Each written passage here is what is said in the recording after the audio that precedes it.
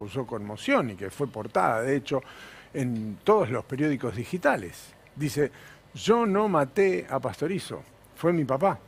Esto es novedoso porque ella ha sido condenada a perpetua por esta situación. Y aún con el tiempo que lleva detenida es la primera vez que esgrime cosa semejante. Mauro Fulco está con nosotros.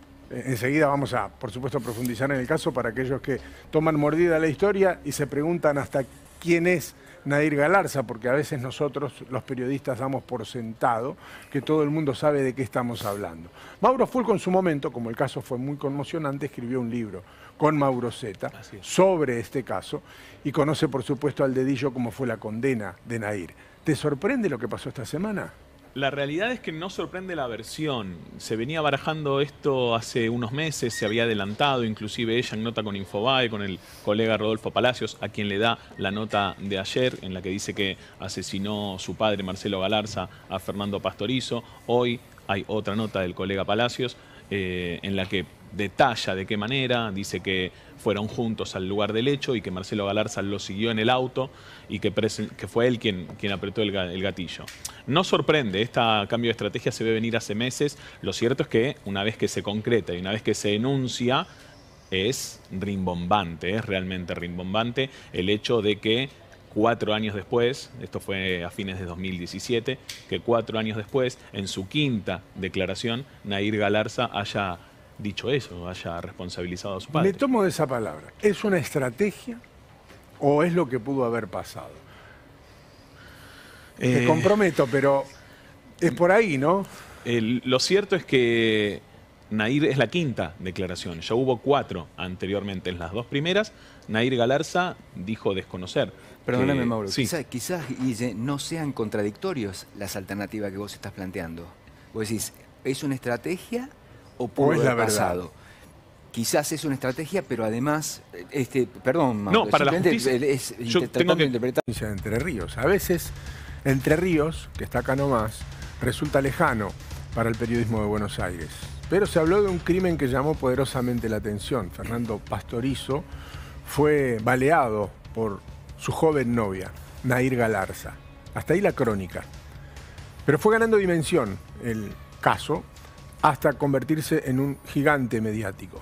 Gigante mediático y judicial que terminó con Nair Galarza en la cárcel con una condena de perpetua. Esta historia, cuyos detalles fueron ganando espacio en los medios, primero su historia de amor, después el crimen y después las relaciones entre ellos, la relación entre ellos y las relaciones y los vínculos entre sus familias, que terminaron tejiendo una verdadera novela, a tal punto que se ha transformado, porque ya es una realidad, en una serie de HBO Plus, basada inicialmente en un libro que escribieron nuestros colegas, Mauro Zeta, cuando aún trabajaba en este canal, y Mauro Fulco. Los dos escribieron un libro que sirvió de inspiración para esa serie. Pero decíamos antes de la pausa y decimos ahora que tuvo mucho espacio en los medios. Horas de televisión, horas de palabras en las radios, centímetros y centímetros en los diarios, muchos links en internet. Eso fue el caso Galarza, mediático. A tal punto que Nair Galarza, que está presa todavía, esperando que la Corte Suprema defina su situación, tuvo un asesor de prensa, que es Jorge Sonsini, que acaba de sacar un libro, dicho sea de paso, donde cuenta la trama secreta de esos momentos donde la condena parecía algo inevitable. Que no digo que es un bestseller, pero se está vendiendo muy bien y está en manos de gente muy importante que ha comentado este libro, que es muy sabroso, dicho sea de paso. Yo estoy comenzando a leerlo. Y está con nosotros. ¿Cómo estás, Jorge? Buen día. Buen día, un placer estar con ustedes. Bueno, una serie es una serie. Claramente va a volver a poner el caso en el tapete y al mismo tiempo, entiendo, para Nair Galarza representa, vos siendo su asesor de medios o habiéndolo sido, una oportunidad de reinstalar un tema, algo que no puede hacer cualquier preso, cualquier detenido, que se vuelva a hablar de su situación o que su situación vuelva a tomar estado público. Exacto. Vos sabés que este caso arrancó con esa tragedia a la que todos llegamos tarde. Eso siempre hay que aclararlo. Yo digo, nos tenemos que poner de acuerdo en lo que estamos de acuerdo para después discutir otro tipo de cuestiones. Si aquí hay una tragedia, hay un crimen. y se transforma en uno de los casos más emblemáticos de criminalidad joven. ¿Por qué? Por las edades de los protagonistas. Un chico de 20 años y una chica de 19 años. A mí me tocó la función profesional en los días previos al juicio oral de ser el vocero de Nair, es decir, la voz de Nair ante los medios de comunicación. Como designación y elección de ella, siempre aclaro la diferencia entre designación y contratación, porque la designación te permite, obviamente, después hacer esto que estoy haciendo yo, adentrarme en el tema, sostenerlo hasta el último día. Por ejemplo, hoy van 42 meses de este caso, que como vos decís tiene una vigencia muy, muy fuerte en los medios, en la opinión pública, no solamente nacional, sino internacional. Esto tiene una trama, porque uno es el camino de los abogados, claramente. Exacto. Otro es el momento de la pelea entre las dos familias, de las tensiones que se generan durante el juicio, y otra la repercusión en los medios. Los medios y las redes. Cómo los medios y las redes reflejaron este caso y en todo caso cómo se vivió desde adentro, que es lo que contás en el libro y lo que nos interesa saber ahora. ¿Cómo es eso desde adentro? ¿Cómo se vivió y se vive desde adentro? Bueno, ya te digo, yo vi un 31, en víspera de Año Nuevo, sentado junto a mi familia, una tapa del diario de mayor tirada, donde vi la foto de una jovencita y un chico con el torso desnudo y con unos lentes, con el título Historia de una tragedia adolescente. Cuando uno es padre de adolescentes, obviamente siente y proyecta. Y a partir de ese instante no pude salir más del caso, al punto que un periodista allegado me hizo acercar a los abogados, en ese momento Víctor Rebocio y Horacio Dargains, con la cuestión de poder dividir las aguas. Es decir, la familia tenía que ocuparse de su hija recién detenida, los abogados, que vos sabés que cuando viene la vorágine de los medios los esquila, los liquida, no los deja trabajar de la presión que tienen, de la parte judicial, y después alguien de los medios, es decir, por la historia corporativa, por decir así, la relación mía con los medios desde hace tanto tiempo, así como en algún momento se armó un debate sobre algo clasista como la cheta de Nordelta, y estuvimos un mes hablando de ese tema, y que me tocó a mí desarrollarlo, aquí era permanentemente mantener la vigencia de este caso y tener esta oportunidad de tanto estar hablando con vos y con todo tu equipo aquí en Argentina, como que estas mismas entrevistas son con El Espectador de Colombia, con Univision Miami,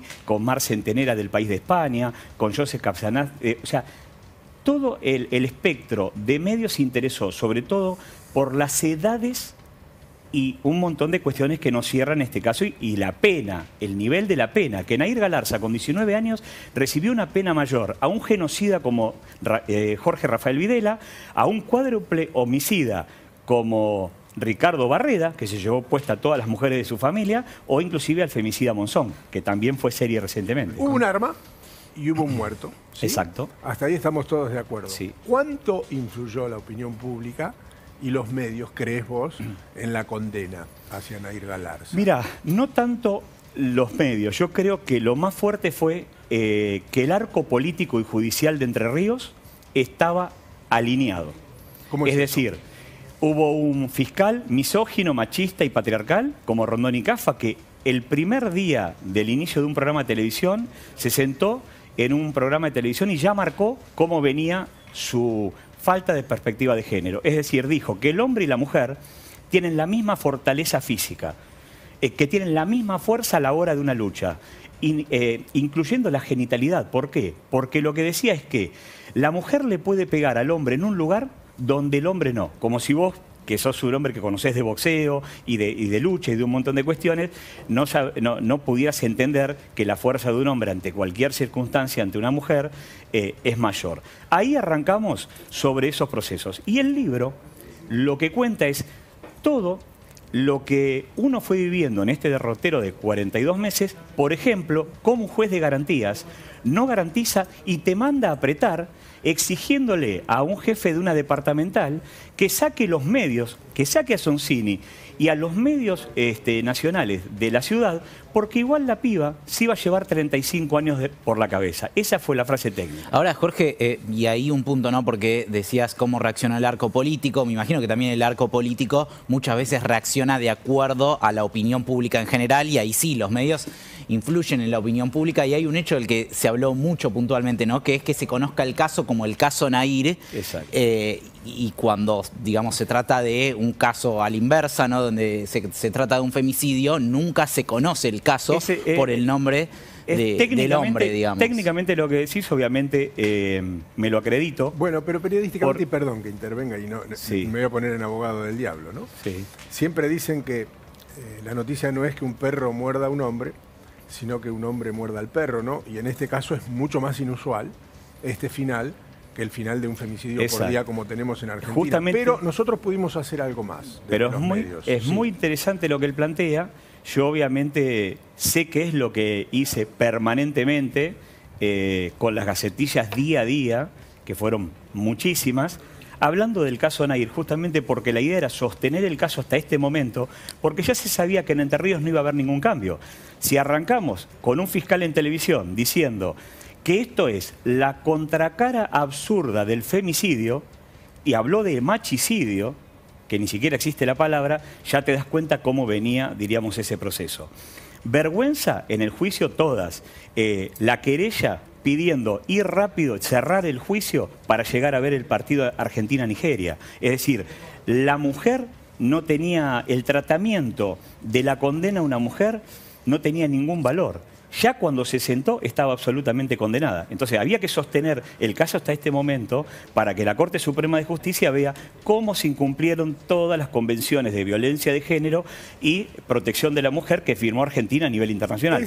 Por ejemplo, Belén do Pará del año 94. Es inusual en Argentina que haya una especie de Kardashian en el caso O.J. Simpson, por ejemplo, que es lo que vos hiciste acá. No es muy usual esa tarea que vos llevaste a cabo en un caso mediático. Por ahí lo hace un abogado burlando, o Miguel Pierri solía hacerlo con eficacia. Es novedosa. Pero es novedosa tu tarea no siendo abogado. Es verdad, es novedosa, pero justamente los abogados deberían trabajar en los tribunales y en todo caso que los medios tengan un poquito de información equilibrada para que todo no sea, la balanza no vaya hacia un lado. Lo que decís de Robert Kardashian en el caso de Simpson, él le leyó a la opinión pública una carta de O.J. Simpson. En mi caso, llevé de puño y letra de Nair diciendo que era yo, su vocero y único portavoz de su verdad ante los medios, al Instituto Nacional de la Mujer, para que la pudieran escuchar en su celda, algo que no ocurrió. Jamás fueron a su celda a escuchar lo que quiso contar en ese momento. Increíblemente, las cosas son muy dinámicas. La realidad es muy dinámica y seguramente distinto hubiera sido el tratamiento en los medios e incluso en las calles hoy, del mismo caso que fue hace muy pocos años. Exacto. Hoy la perspectiva hubiera sido diferente. Exacto. ¿Cómo fue en ese momento? ¿Con qué te encontraste en ese momento cuando empezaste a levantar el teléfono? Yo llegué a Gualeguaychú y de entrada me hicieron una tapa al diario local. Venía yo caminando, hablando por teléfono y pusieron manager mediático y enemigo número 1 de la ciudad. Porque yo dije que había una niña en la ciudad de los machos, pero en realidad dije que ellos no se sabían reconocer como víctimas. Porque vos no te olvides que a las marchas contra Nair Galarza iban 4.000 personas, pero las marchas contra el ciudadano ilustre, Gustavo Rivas, aquel abogado, me acuerdo, que lo acusaron de 2.000 abusos infantiles, iban 40 personas. En el mismo lugar. Entonces, mismo lugar y mismo alineamiento político judicial. A